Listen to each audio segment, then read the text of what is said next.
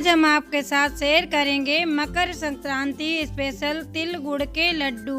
वैसे तो तिल गुड़ के लड्डू कई तरह से बनाए जाते हैं, लेकिन आज हम आपके साथ शेयर करेंगे बहुत ही कम तिल से आप बहुत ही स्वादिष्ट लड्डू बना सकते हैं और बहुत ही आसान तरीके से। इन लड्डुओं को कोई भी बना सकता है, देखने में सुंदर, खाने में स्वादिष्ट। तो बना लेते हैं तिल गुड़ के लड्डू।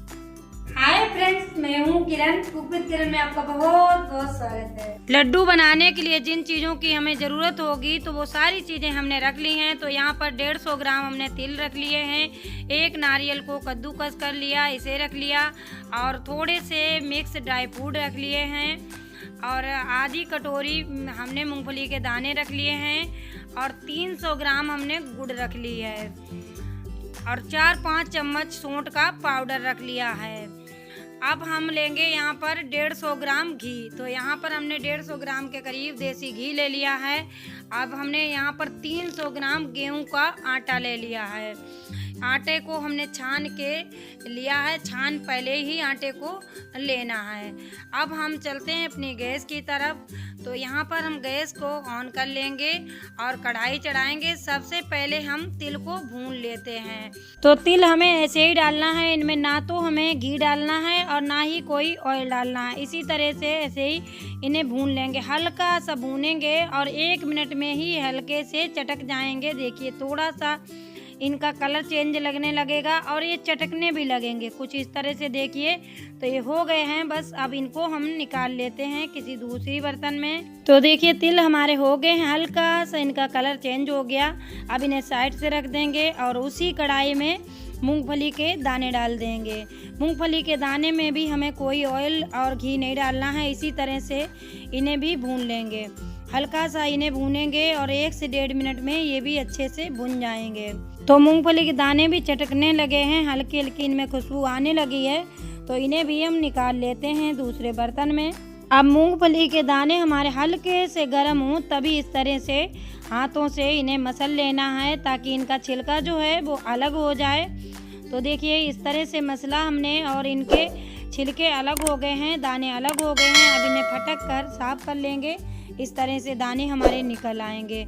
अब इन्हें भी हमने निकाल लिया तो साइड से रख देते हैं। अब फिर से वही कढ़ाई लेंगे और उसी में जो सूखा नारियल हमारा है, मतलब गोला गरी, इसे भी हमने डाल दिया और इसी में मिक्स ड्राई फ्रूट डाल देंगे। तो ड्राई फ्रूट में आप कोई से भी ड्राई फ्रूट ले सकते हैं, जो आपके मनपसंद ड्राई फ्रूट हों उन्हें आप डाल लीजिएगा। हमारे पास थोड़ी सी इसमें किशमिश है और थोड़ी सी बादाम कटी हुई है और कटे हुए ही पिस्ता, ये मेरे पास पहले के ही रखे थे तो हमने इन्हें हल्का सा भून लिया। बस इसी तरह से हल्का सा भून लीजिएगा। अब इसे निकाल लेना है हमें, ये भून गए हैं। अब उसी कढ़ाई में देसी घी डाल देंगे। तो थोड़ा सा देसी घी हमने बचा लिया, बाकी इसी में डाल दिया है। इस घी का आगे यूज करेंगे। तो अब हम इसमें गेहूं का आटा डाल देंगे और आटे को हमें भूनना है। तो बराबर चलाते रहेंगे और मीडियम गैस रखेंगे या फिर स्लो गैस रखेंगे। हाई गैस नहीं करेंगे और आटे को चलाना बंद नहीं करेंगे, नहीं तो आटा जल जाएगा और वो अच्छे से भुनेगा भी नहीं।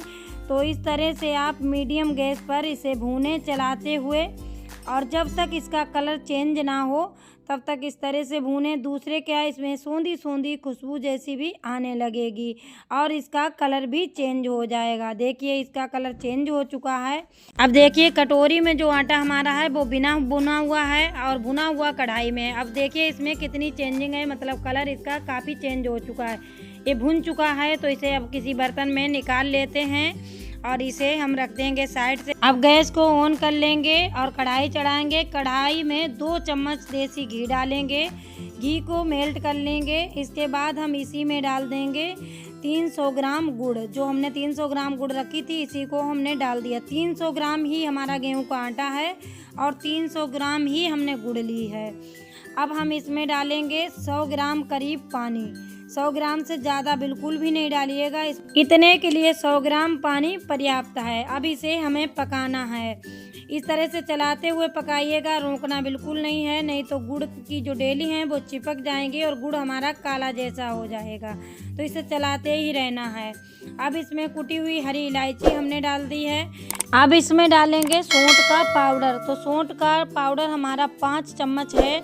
आप इससे कम भी कर सकते हैं और नहीं सौंठ डालें तब भी आप लड्डू बना सकते हैं, लेकिन सौंठ का पाउडर डालेंगे तो इससे हमारे लड्डू में बहुत ही अच्छा स्वाद आएगा और लड्डू हमारे थोड़े गर्म भी हो जाएंगे, क्योंकि मकर संक्रांति होती है वो सर्दियों में होती है और सर्दी से बचने के लिए सौंठ बहुत ही लाभदायक है। तो इसलिए यहाँ पर हमने डाल ली है।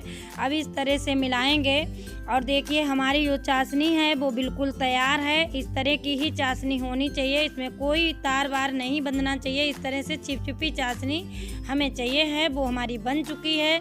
तो अब हम गैस को बंद कर देते हैं और इसे हटा लेते हैं। अब इसमें 2 चम्मच दोबारा से हम देसी घी डाल देंगे। यहाँ पर आप देसी घी जरूर डालें, इससे हमारे लड्डू में बहुत ही अच्छी खुशबू आएगी और लड्डू में शाइनिंग भी आएगी। तो अब हम इसे साइड से रख देंगे। अब ले लेंगे अपना आटा और आटे में मूंगफली के दाने मिक्स कर देंगे, तिल मिक्स कर देंगे। थोड़े से तिल हम इससे बचा लेंगे जिनका हमें आगे काम लगेगा। अब इसी में ड्राई फ्रूट डालेंगे और हाथों से इस तरह से हमें मिक्स कर देना है। अच्छे से मिक्स कर देंगे। इसके बाद में हम इसमें चाशनी डालेंगे। तो ये मिक्स हो गए हैं। अब बीच में इस तरह से जगह बना लेंगे और इसमें थोड़ी थोड़ी चाशनी डालनी है। एक बार में सारी चाशनी नहीं डालनी है। इतनी चाशनी हम 3-4 बार में डालेंगे और इस तरह से डालते जाएंगे, मिक्स करते जाएंगे, फिर दोबारा से डालेंगे, दोबारा से मिक्स करेंगे। इस तरह से मिक्स करनी है। अगर एक बार में चाशनी डाल देंगे तो कहीं ज़्यादा गीला हो जाएगा और कहीं चाशनी बिल्कुल नहीं होगी। इसलिए धीरे धीरे मिक्स करते जाइएगा और धीरे धीरे चाशनी डालते जाइएगा। देखिए हम भी धीरे धीरे ही डाल रहे हैं। बस इसी तरह से डालते जाइए, मिक्स करते जाइए और चम्मच से ही मिक्स करिएगा, क्योंकि ये बहुत गर्म है। इधर हमारा चाशनी गर्म है, हल्का सा गुनगुना हमारा आटा भी है, तो दोनों गर्म है, इसलिए इसे हाथों से नहीं छुएगा। इस तरह से चम्मच से ही मिक्स करना है। तो देखिए इस तरह से हमें मिक्स करना है। अब ये मिक्स हो चुका है। अब इस तरह से हल्के से इसे मिलाइएगा, हल्का सा गुनगुना रहे तभी हाथों से अब मिला लीजिएगा। देखिए छूने लायक हो जाए, मतलब छूने से हाथ जले नहीं, इस तरह का जब हो जाए तब आप इसे लड्डू बनाना शुरू कर दें। तो यहाँ पर आप फटाफट से लड्डू बनाएं, ये नहीं कि एक बना लिया और बैठ गए, नहीं, इसे फटाफट ही जल्दी जल्दी बना लीजिएगा, नहीं तो ये सूखा सूखा जैसा हो जाएगा। तो देखिए ये गोल गोल जैसे लड्डू बन रहे हैं। बस इस तरह से आपको बांध लेने हैं। अब दोनों हाथों में आप लें और दोनों हाथों में एक साथ में बनाएं तो और जल्दी बन जाएंगे। अगर कोई और दूसरा घर में व्यक्ति है तो उससे भी बनवा लें तो जल्दी से बन जाएंगे। तो थोड़े अगर आप लड्डू बना रहे हैं तो फिर अकेले भी बना सकते हैं, लेकिन ज़्यादा अगर लड्डू बना रहे हैं तो आप 2-3 लोग लड्डू बनाएं ताकि जल्दी जल्दी बन जाएं और ये सूखा जैसा ना हो पाए। तो देखिए हम तो दोनों हाथों से इस तरह से बना रहे हैं और कितने अच्छे हमारे लड्डू बन कर के आ रहे हैं। बस इसी तरह से हमें लड्डू बना लेने हैं, फटाफट से बनाएंगे। इस तरह से हल्का सा आटा गुनगुना रहे तभी इस तरह से जल्दी जल्दी बना लेने हैं। अब बनाते जाएंगे और जो हमने बचा कर के तिल रखे हैं उनमें इस तरह से लगा देंगे ताकि हमारे लड्डू दिखने में भी सुंदर लगें और बिल्कुल भी ना लगे कि कम तिल में हमने बना कर के तैयार किए हैं। तो बना लेते हैं इसी तरह से सारे लड्डू। तो ये देखिए हमारे लड्डू तिल गुड़ के बन कर के हो गए हैं तैयार। कितने सुंदर ये लड्डू लग रहे हैं और कौन कहेगा कि कम तिल के बने हुए ये लड्डू हैं। बहुत ही कम तिल में हमने बनाए हैं, फिर भी देखने में इतने सुंदर लग रहे हैं और खाने में भी बहुत ही स्वादिष्ट बने हैं। अब देखिए हम तोड़ के दिखा रहे हैं कितने सॉफ्ट हमारे लड्डू बने हैं। बहुत ही मुलायम ये लड्डू हैं और कितने दिनों ये रखे रहें फिर भी इसी तरह के सॉफ्ट लड्डू रहेंगे। इन्हें कोई भी खा सकता है, चाहे बुजुर्ग खाएं चाहे बच्चे खाएं, बिना दांतों वाले भी इन लड्डुओं को खा सकते हैं। इतने ये सॉफ्ट मुलायम बने हैं। वैसे कई प्रकार के लड्डू हम इस चैनल पर अपलोड कर चुके हैं, तो आप मेरे चैनल पर जाएंगे तो आपको सभी प्रकार के लड्डू की रेसिपी मिल जाएगी। वैसे इससे पहले भी हम आपके साथ तिल गुड़ के लड्डू कई तरह के शेयर कर चुके हैं, तो वो भी आपको मेरे चैनल पर मिल जाएंगे। तो फ्रेंड्स मुझे उम्मीद है ये वाले तिल गुड़ के लड्डू आपको जरूर पसंद आए होंगे। पसंद आए हैं तो लाइक करें, शेयर करें। चैनल पर नए हैं तो चैनल को सब्सक्राइब कर लें, बेल आइकन जरूर दबा दें, साथ में ऑल पे क्लिक जरूर करें ताकि मेरे आने वाले वीडियो की नोटिफिकेशन आपको सबसे पहले मिल सके। और हाँ, अपना प्यारा सा कमेंट करना बिल्कुल ना भूलें। मिलते हैं किसी दूसरी रेसिपी के साथ में, तब तक के लिए नमस्कार। जय हिंद, जय भारत, बाय बाय।